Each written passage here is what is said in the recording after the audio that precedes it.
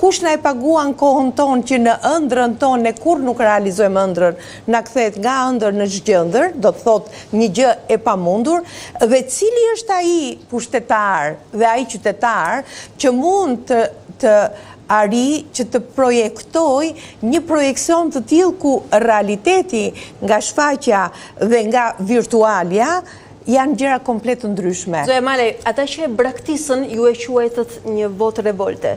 Megjithatë, a mund të quajmë një votë revolte dështuar? Jo, unë nuk e quaj. Revolta nuk prodhoi ndryshimin, por prodhoi rikonfirmimin. Pikërisht, ajo nuk është votë. Ata e konceptuan si votë revolte. Po unë nuk e quaj votë revolte, unë e quaj ishte një e keqe madhe që nuk do të realizonim këtë deformacion demokratik në zgjedhje pluripartiake, ku në fakt nuk kemi pluriparti, kemi orientimin drejt një partie, me një anturazh të vogël, me një opozitë e cila është e brisht në këtë moment dhe e goditur në brez dhe e marrë në një farë mënyrë peng nga partia në pushtet dhe me gjithë anturazhin e ri që po tenton të hyjë, por që ka një problem shumë të madh në aspektin psikosocial dhe në aspektin e gjenezës, se kur hyn dhe kur del nga veza që në gjenezë do të ndehesh i deformuar, deformacionin do rritet në shkallë progresiste dhe kjo do të krijoj pasaj të gjithë keqformimin dhe të gjithë mungesën e dialogut. Prandaj është shumë e rëndësishme që reflektimi nuk duhet të jetë vetëm nga opozita, po unë mendoj që reflektimi duhet të jetë nga pozita. Dhe pozita jam e bindur që në këtë moment është në një situatë habitore se dhe vetë nuk e ka besuar që ka fituar kaq shumë.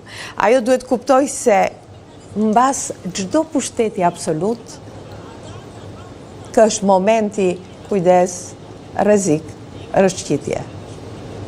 Sepse të gjitha përgjegjësitë i merr ti dhe pastaj askush nuk të falë më se ti ke mbyllur momentet e asaj që quhet kanal komunikimi. Jo, nuk i ka patur absolute. Ky është një vend ku marrja e përgjegjësive nuk ka pasur zakonisht adresë. E di, por në këtë moment mendoj që jemi në një qasje tjetër, se nëse neve themi që mbas 2 ditësh presim, bëjmë një samit të madh si radhë që na ka ardhur për të bërë pjesë e familjes europiane, unë nuk besoj që Europa të do këtë lloj modeli, se atëherë do të ishte një format i çformatuar, i organizuar në emër jo të politikës, po të pushtetit. Nëse nuk do ta nderonte, ndoshta do ta kontestonte ose minimalisht do të tregonte, por Europa po uron son. Po urimin absolutisht, gjua diplomatike është shumë interesante. Apo formaliteti do duhet të zërvend se zbën. Formaliteti institucional është i merituar, sepse në rastin konkret jemi në një situatë që bravo, duhet të urohet. Duhet të urohet dhe bota elegante e të gjithë atyre kulisave që quhet diplomatike, asnjëherë nuk ta thotë që ua zonjë sa keq e veshur, ata thonë ua ju jeni shumë zonjë, por dhe mbas porës fillojnë sanksionet që ti në fillim si kupton, pastaj të kuptojnë. Prandaj mua dhe mendova mos jam veshur keq. Jo, je veshur shumë bukur. Zoti Kulluri, për ju e kam të ndryshme pyetjen. Jo çfarë ndodh pas këtij momenti, me ju çfarë ndodh pas këtij momenti dhe ju çfarë vendimi merrni pas kësaj që konsideruat dështim duke nisur nga vetja. Çfarë vendimi keni sonte? Spani, kam një kërkesë për kryeministrin, parë që kërkojnë gjë publikisht. Kërkesë ju për kryeministrin? Po, ta shkrin spakun fare, do të jepnin në fund sa i doin, ta çonin të Republikë. Po ju e kishit vit të kuqe spakun? Po jo, më tash dështuar me po fitun të tjerë tani, shuri ta shkrin fare të mbledhin mendin. Apo dështimi është faliment i plot? Ju më të mbledhin mendin me të gjitha se i kanë marrë me pushtet politikëve, parlament. Do të ekzistoni ju si djathtas 1912? Ne para punës kemi vetëm një parti që kemi drejtim kolegjal, pas për të votuar, duhen pra partitë e këtyre. Se i kanë ta Alibabe, në kryet bandës, që t'i gëzajnë. Vendimi të marrët kolegjal.